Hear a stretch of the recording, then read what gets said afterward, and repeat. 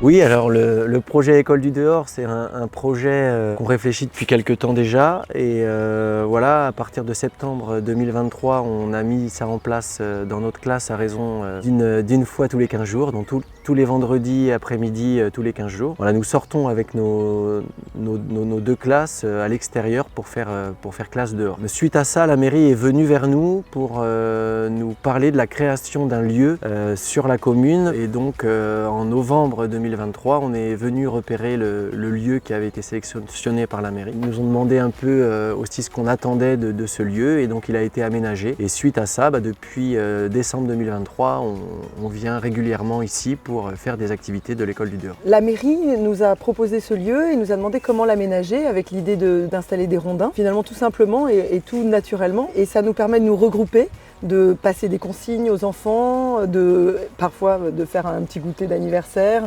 dans un espace qui est agréable et qui est au sec. Les personnes nous ont proposé de réfléchir à un endroit où on pouvait aller toute l'année, parce que l'idée c'est que, quelles que soient les conditions, qu'on arrive à sortir quand même.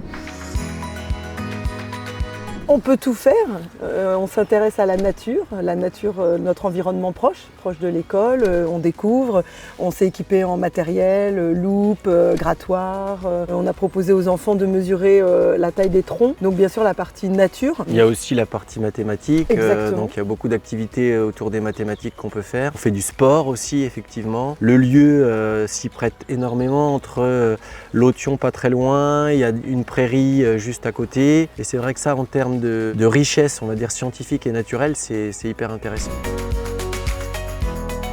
Alors ce que ça apporte aux élèves, ça apporte beaucoup de choses en fait, parce qu'on sort du cadre de la classe, et donc déjà c'est faire classe autrement, et donc déjà ça touche des élèves peut-être un peu moins scolaires qui se révèlent en fait dans ces activités à l'extérieur. Voilà, les élèves en fait sont vraiment mis en activité différemment, et il y a beaucoup d'enthousiasme en tout cas. Tu voulais parler aussi d'élèves oui, qui s'étaient alors on révélés. a certains élèves, donc on évoquait qui sont moins scolaires et qui se sont ouverts avec les activités de l'école dehors et qui nous parlent davantage, qui viennent vers nous, qui nous montrent ce qu'ils ont observé et qui, du coup, on trouve, se sont détendus en classe, qui se sont rapprochés de nous, et des apprentissages tout simplement, qui se détendent. On apprend à se connaître aussi un petit peu autrement et ils s'intéressent énormément à ce qui les entoure. Par exemple, pendant le trajet, souvent, ils chantent la chanson qu'on a apprise récemment, à tue-tête.